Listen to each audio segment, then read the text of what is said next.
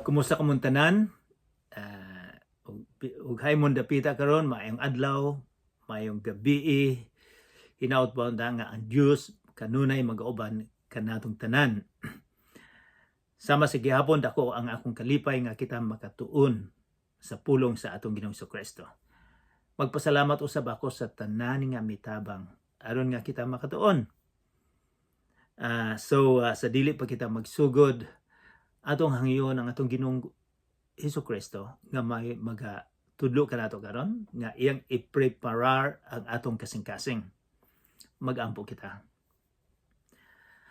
Ama namong langit, daghang salamat karon nga kami makatuon sa balaang pulong. Kay imong balaang pulong mao ang suga sa among kinabuhi dinhi sa kalibutan. Maoy among kusog sa dihang maka-experience kami sa kinabuhi nga lisud kaayo sa bagyo sa kinabuhi. Kini makahatag og kalipay kanamo, Ginoo. Kini makahatag og hope, pag-asa, paglaom nga ikaw sa imong pagbalik imo kaming iuban. Ginoo, abrihang mo tagsa ka kasing-kasing. Sa ngalan ni Kristo nga among manluluwas. Amen. So sang semana gasugod kita sa kapitulo 10 o wala nato ni nahuman ang kapitulo 10. So mag-review kita og jutay sa kapitulo 10. Didto sa kapitulo 10 sa sinulat ni Marcos, guys, na kita karon sa Marcos kapitulo 10. And then magsugod kita og review sa verse 17. Ang dato. So, unsa may itong makita akong dato? Haruhay ang kinabuhi. Ang uban maingon nga wala sila maglisod. Ang uban dakang gusto nga maayon tag dato ko. Pero tan-aw nato dire kung unsa may tinuod. So, kini usa ka dato midol ni Hesus. Dato influensyada kaayo, relihiyoso kayo, siging kasimba, siging kaampo, sikat sa katilingban, midol ni Hesus.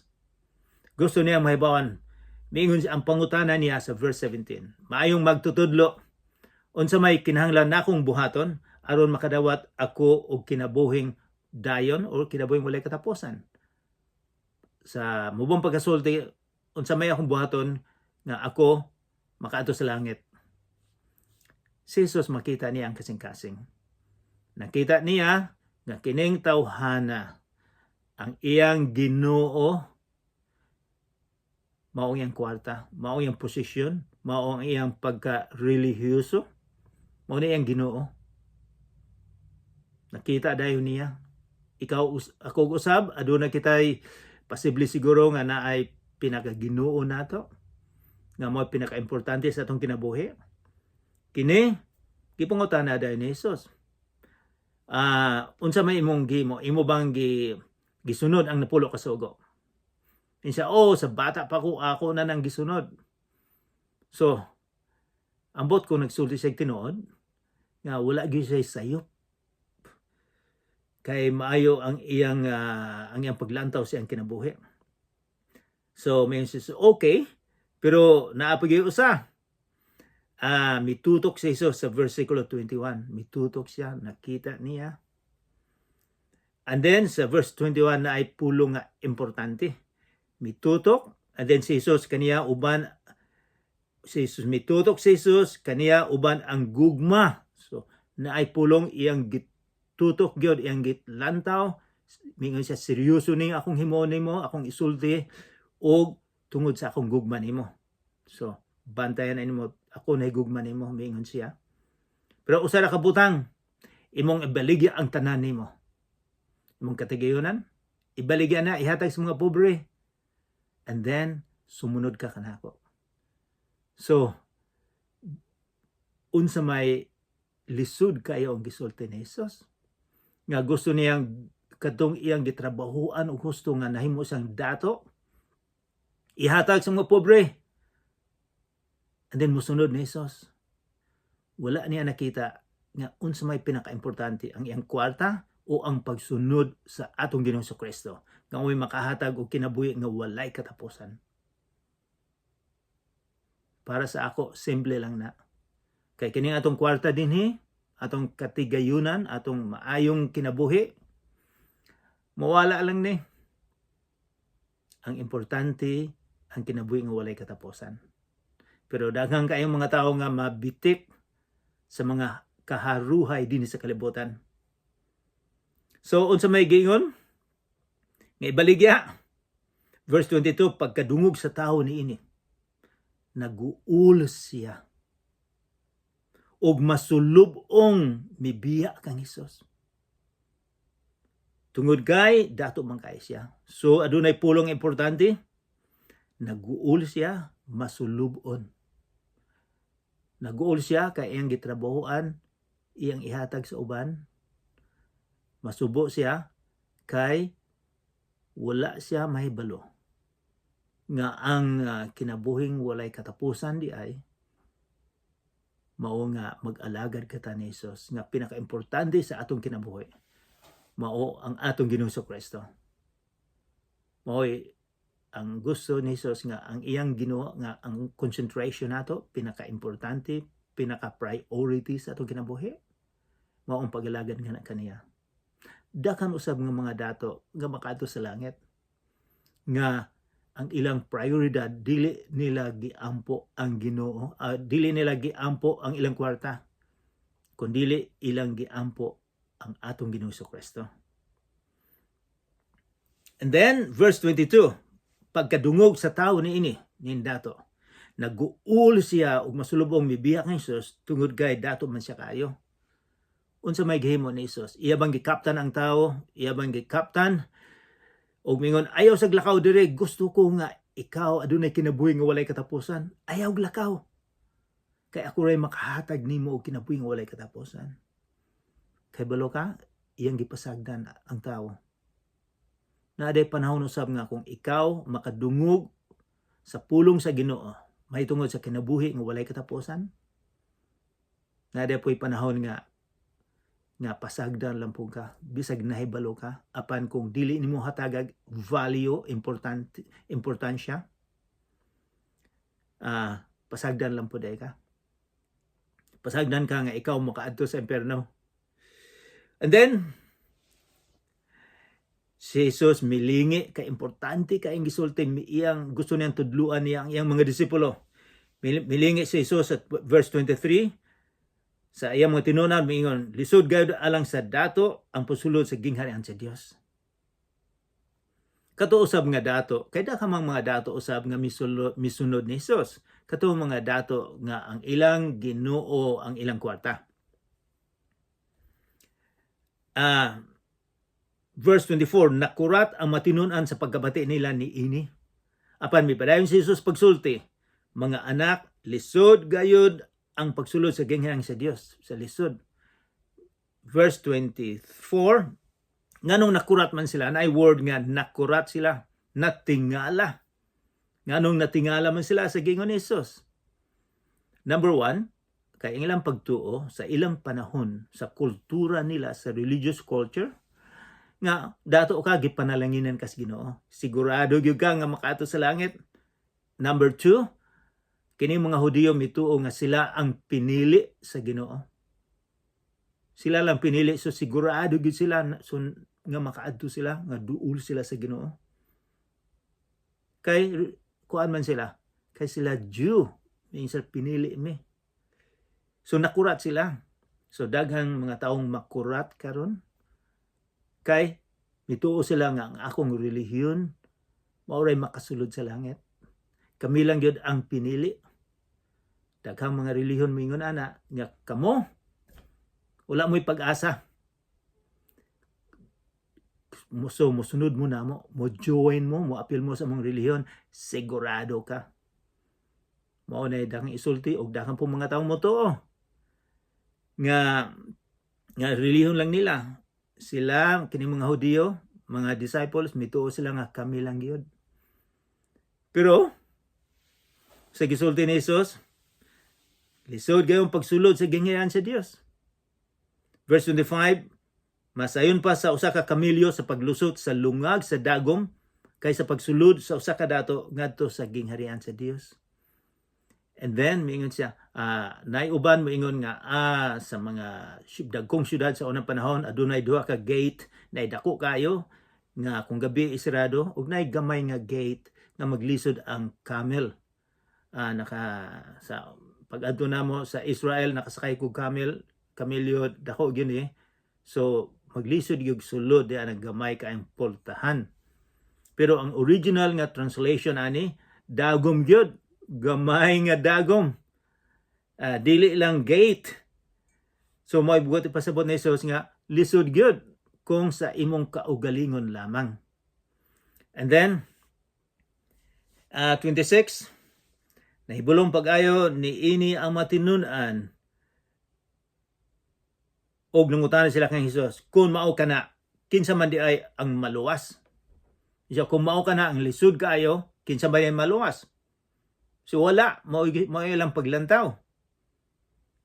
Nahibulong pag-ayo ni ini ang matinunan og nangutana kanila, kung mao kana, kinsa man di ay ang maluwas? Verse 27, mitanaw si Jesus kanila og mitubag.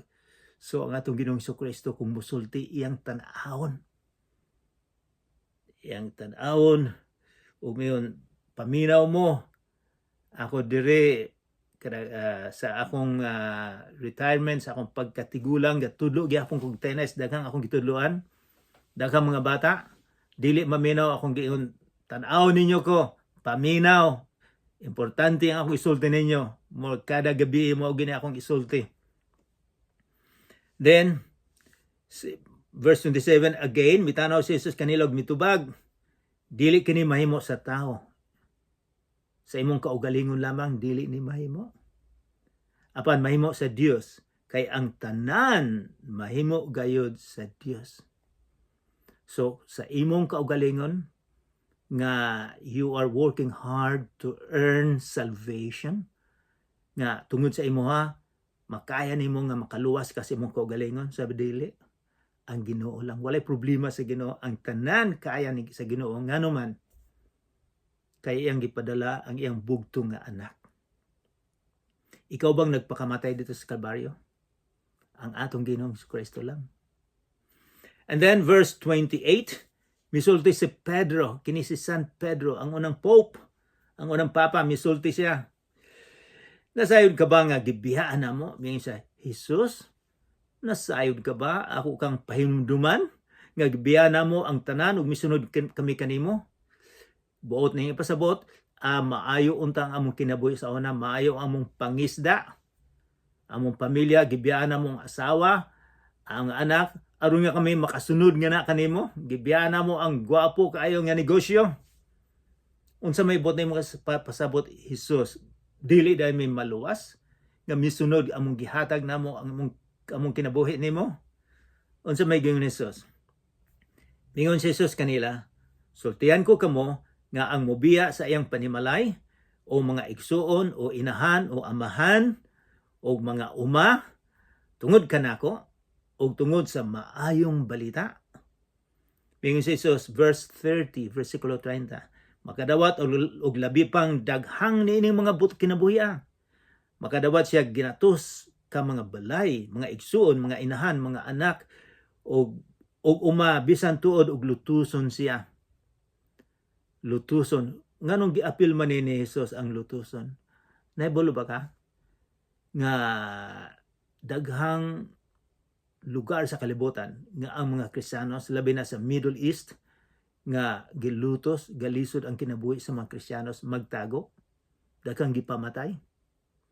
Miingon si Jesus dinhi atong basahon, blessing din na kang kita gilutos. And then ug sa umaabot nga panahon makadawat siya sa kinabuhing dayon. Mao ni giingon ni Jesus, importante niya kinabuhing dayon. Apan mingon siya, verse 31, apan naagi therefore, but apan daghan sa nahiuna karon sa maulahi. Uturon ako, apan daghan sa nahiuna karon maulahi. Kung ikaw din siya daghan ang mga sikat karon, maayo ang kinabuhi. Maulahi.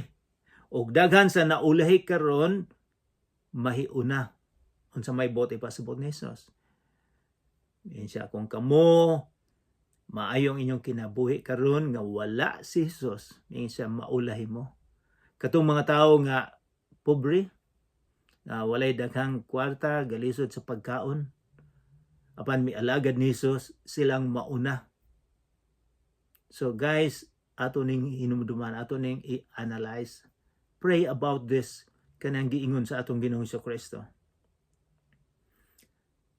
And then verse 32, gipasadaan ni Hesus ang iyang kamatayon sa ikatulo nga higayon. Sige gyud niyang gi-remind, gipahinumduman ang iyang mga disipulo. Hey, ako mamatay apan mabanhaw. Verse 32, sa dito na sila sa dalan padulong sa Jerusalem. Wow, kining Jerusalem. Kay kadaghanan sa for more than 2 years and a half. Sobra na sa duol na sa tulo ka tuig, kadaghanan sa ministry sa atong Ginoong Kristo dito lang sa northern Israel, Galilee. And then sa east of Jordan usab, dito siya sa Decapolis, sa pulo ka syudad. Pero karon moadto na sila sa Jerusalem. Naibulo ang mga disipulo nga piligro din na sa Jerusalem. Nga atong adto na. And then sa dito na sila sa dalan padulong sa Jerusalem, verse 32, naguna si Jesus sa iyang mga tinun-an.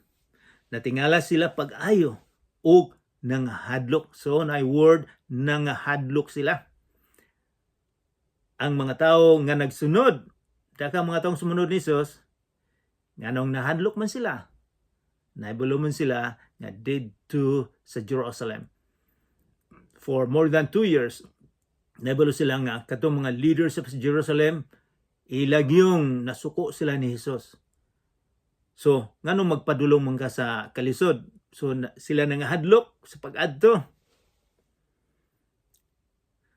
Then, gipundok na usab ni Jesus ang napulog duha katinunaan o gisultihan niya sila bahin sa mga butang nga mahitabo kaniya. So, unsa may mahitabo ni Jesus dinha sa Jerusalem, iyang ihatag niya kinabuhi. Miingon si Jesus sa verse 33, pamati kamo, nagpadulong kita sa Jerusalem, og ang anak sa tao itugyan ngadto sa kadagkuan sa mga pari ug sa mga magtutudlo sa balaod. Hukman nila siya sa kamatayon ug unya itugyan ngadto sa mga dili Hudiyo. Iya gyung gi-preparar ang iyang mga disipulo nga mauni mahitabo kanako. So, ayaw mo kay bulong nga dito sa Jerusalem, dito akong ihatag ang kinabuhi. Akong ihatag ang kinabuhi. Kay mao ni plano nga mianhi ako dinhi sa kalibutan. Kay nabalo si Jesus nga kining mga disipulo adunay hidden agenda. Mao nay mukhang idiomatic expression, hidden. Adunay sila plano di ay, adunay sila plano nganong miuban sila ni Jesus. Ang ilang plano, ang ilugong nahibawan, ang ilang tumong nga si Jesus, mituo sila nga si Jesus ang Misaya, ang manluluwas, ang ilang dipaabot. Nagpaabot sila pila ka gatus katuig sa Misaya nga gisaad ni, nga muabot gyud ang Misaya. Mituo sila nga si Jesus ang Misaya. So walay problema. Apan mituo sab sila tungod sa ilang sitwasyon. Ang sitwasyon gud nila, kining Israel, mga Diyo, sige silang nakulata, sige silang naglisod sa kinabuhi, na-conquer sila sa mga Assyrians. Powerful ang Assyrians sa unang panahon. Nalupig sila, nailog sila sa Babylonians. And then, nailog usab sila sa mga Grego. Greeks were powerful before, nailog sila. Sige silang galisod, sige silang nahimong slaves. And then, at that time, sa panahon ni Jesus, under usab sila sa Roman Empire. Naibulo kita sa history sa Roman Empire. Galisod sila, daghang kay mga buhis ang gibutang nila. So galisod sila. So ang ilang paglantaw gyud, kadaghanan nila ang mga Hudiyo, ang mga disipulo nga si Jesus manluluwas, yes. Apan political leader or general. Para kini mga Romans mapapahawa ni. Gusto nilang ibalik ang gingharian ni Haring David.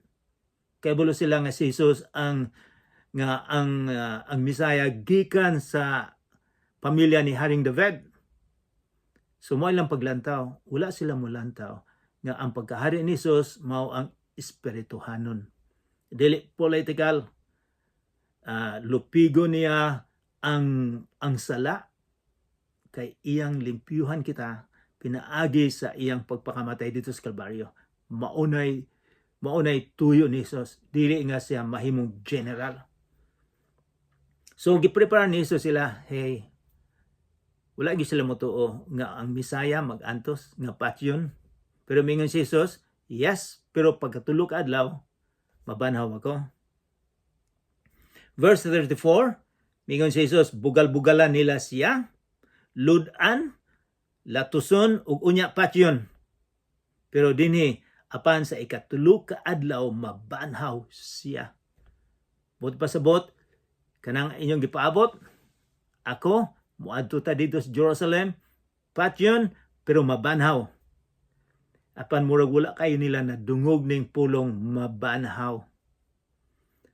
And then, so importante kaayo gyud sa imo sa akong paglantaw karon ang gisulti ni Jesus sa versikulo 33 and 34, importante kaayo. Apan importante ba gyud na sa mga disipulo at this time? Basahon nato ang verse 35.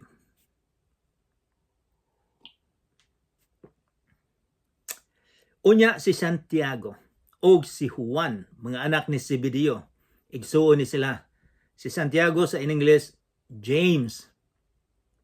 Sa atua, Santiago. O si Juan. Mao ni si Juan ang writer. Igsuon, unsa may himo nila, o si Santiago o si Juan, mga anak ni Zebedeo, miduol kang Hesus. O miingon, magtutudlo. Aduna kami ipabuhat kanimo.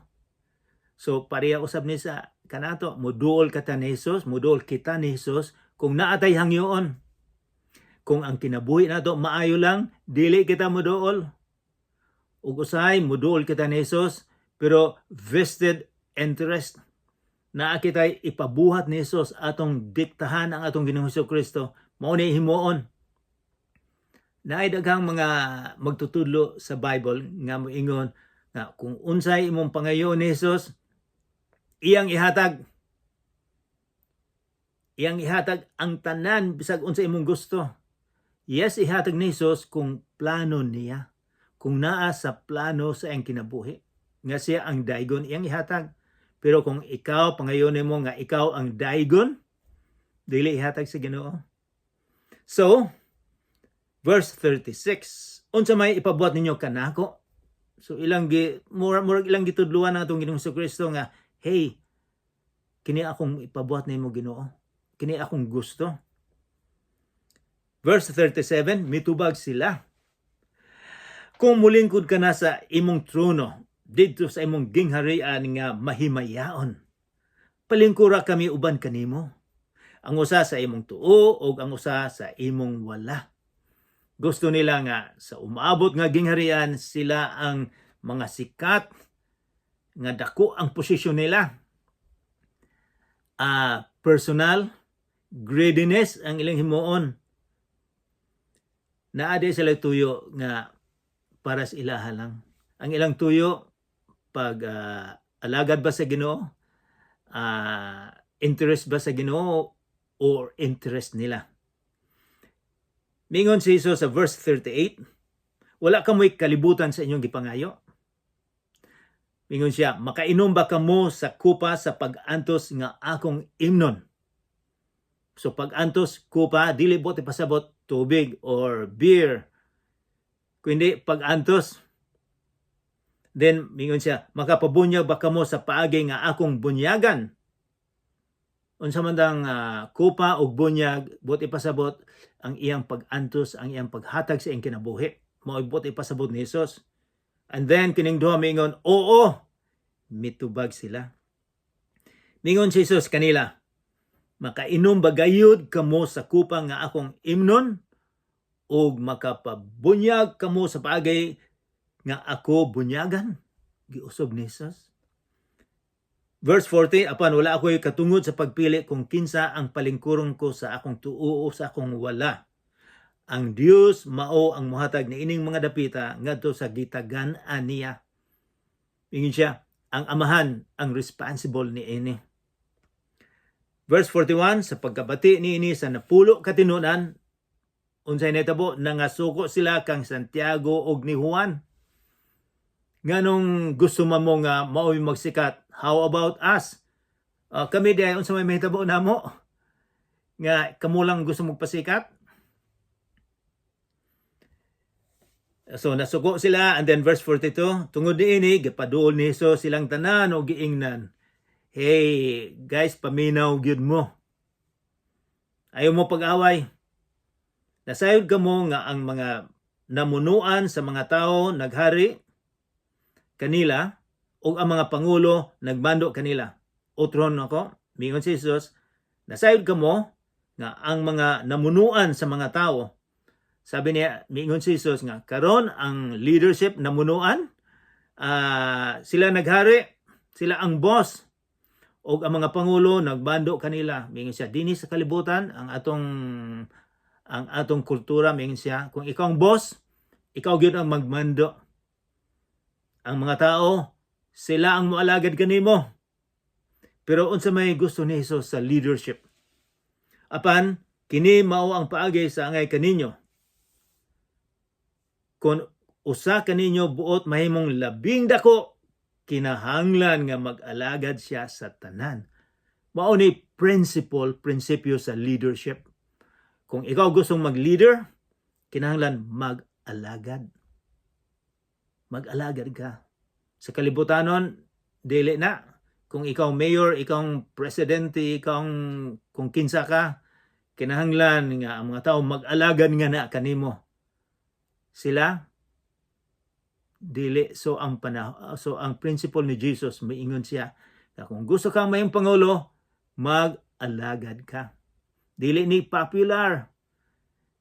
Daghang mga leadership sa Pilipinas o sa kalibutan, dili gusto nga silang mag-alagad. So remember guys, doon ng election sa Pilipinas, kinsa may gusto ninyo? Kanang mga tao leadership nga mag-alagad kaninyo o kamo mag-alagad? Kamo makasabot, makatubag niini. Verse 44, ug ang buot nga mahimong labaw sa tanan, kinahanglan nga siya magpaulipon sa tanan.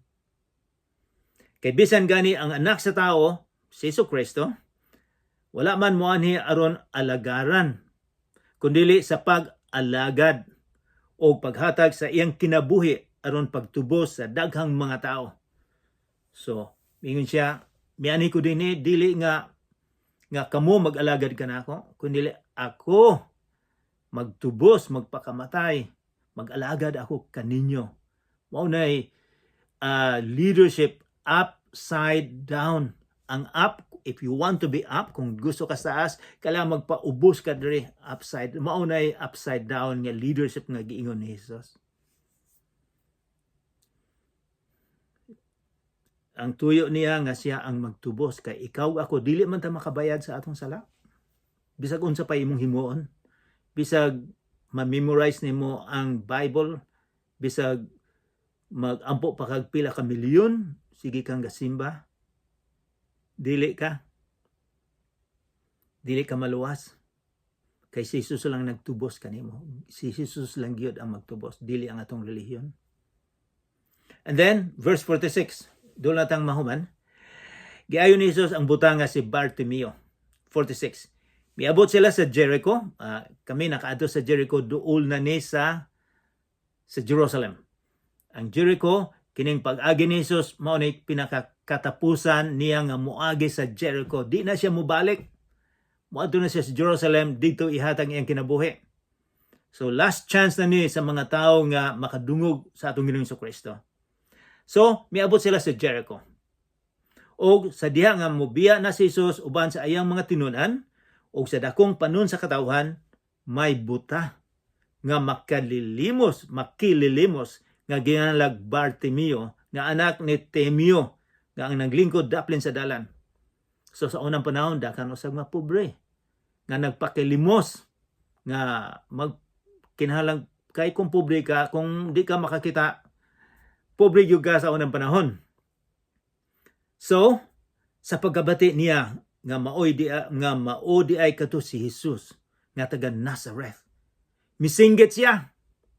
Jesus, kaliwat ni David, kaluy in town ako. Nagpakiloy gid siya. Di dinhi matingala kita nga sa iyang pagkabuta nahibaw-an niya nga si Jesus ang manluluwas.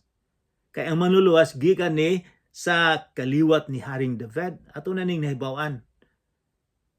Buta, naibalo siya, pero sa kasing-kasing niya nakakita siya. Sa espirituhan nakita niya nga kini si Jesus. Daghang mga tao karon nga makakita, apan buta sa kamatuoran. Dili nila makita nga si Jesus ang manluluwas. So, kini siyang buta, nakita niya, misinggit siya. Daghan ang mibadlong sa verse 48, daghan ang mibadlong ug mipahilom kaniya, hilom din ha. Nagsamok-samok lang ka. Apan misamot hinuon siya pagsinggit. Kaliwat ni David, kaluy in town ako. Wala gyud siya na discourage. Ingon sa kaluy misinggit gyud siya. Aduna po daghang mga tao nga gusto untang musunod ni Jesus, pero ang ilang mga silingan, mga igsuon, mingon, hey, naglangay-langay lang ka ana. Nganong musunod man ka ni Jesus? Nganong musunod man ka? Apan kini siya wala ma-discourage. Misinggit gyapon siya, nagpakiluoy. Kay balo ka ngano, nagpakiluoy gyud siya. Ambot murag nahibaw-an niya nga kini lang ang last chance niya. Pinakakatapusan niya kay Jesus, dili na moagi din na sa Jericho. Last chance niya, wala niya gusto ganiya nga kini ang chance mo ni adlaw sa kaluwasan. Adlaw nga siya makakita. Mihunong si Jesus, umingon, tawag siya. Busa gitawag nila siya, giingnan nila ang buta. Paglipay, tindog kay gitawag kaniya. Verse 50, o giwakli niya ang iyang kupo, milokso siya og miduol kang Jesus. Excited siya. 51, nangutana si Jesus kaniya, unsay ipabuhat mo kanako? Mitubag ang buta, magtutudlo. Gusto unta ako nga makakita pag-usab. O giingnan siya ni Jesus, lakaw na ang imong pagtuo nakaayo kanimo. So, importante day nga kita mo duol mo ampo sa atong Ginoo, atong ubanan sa dakong pagtuo nakaayo kaniya. Diha nakakita ang buta ug mikuyog kang Hesus. Imagine diha.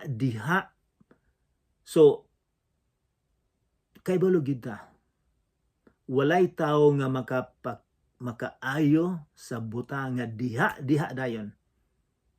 Dini akong nabaon kung naay buta o kung maayo pa na. Daapay daghang operation, daghang pila pa na kaadlaw. Pero ang atong Ginoong Kristo, diha giayo. Pananglintad katong dinhay bagyo nga di na sila sakayan. Diha gipahunong ni Jesus ang bagyo. So, dili kita makapangutana nga tao lang na si Jesus. Ginoo gid siya. Aduna siya power, aduna siya gahom. Walay tao nga ingon ana. Og naayo tungod sa iyang pagtuo. And then diha ang buta naayo og unsay gihimo, mikuyog siya kang Hesus. Iyang gialagaran ang atong Ginoong Kristo, mikuyog siya. kung ikaw ako, kung natay giampo sa atong Ginoong Kristo, gihatagan kitag blessing, gidungog niya ang atong pag-ampo, unsa may atong himuon? Mualagad ba ta ni Hesus? Akong giampo nga kung unsay gihimo ni Hesus sa imong kinabuhi. Nagpakamatay siya sa Kalbaryo. Unsa may atong himuon? Musunod ba ka sa atong Ginoong Kristo o dili? Karon ang panahon sa kaluwasan. Now is the day of salvation. Imo bang kini ang last chance nimo kung naay panahon nga ikaw ihatag nimo ang imong kinabuhi? Moingon ba ka ugma na lang o susang adlaw na lang? O moingon kang Ginoo, musunod ko nimo tungod sa imong gihimo? Ikaw lang makatubag ni ini. Mag-ampo kita. Ama namong langit nun, daghan salamat nga ikaw ang manluluwas sa among kinabuhi. Nga ikaw gatawag kanamo, nga moduol kami, nga kami moalagad nga na kanimo. Daghang salamat Ginoo, nga ikaw lang ang among alagaran. Daghang salamat nga miingon ka nga walay laing Dios nga among alagaran, kundili ikaw lamang. Tudloa kami nga makita namo sa among kasing-kasing nga aduna kami uban nga Ginoo nga among gialagaran.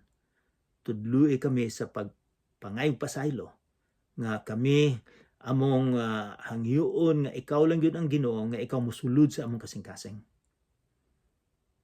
Ginoo, daghang salamat sa imong gihimo sa Kalbaryo. Sa ngalan ni Hesus nga among manluluwas. Amen.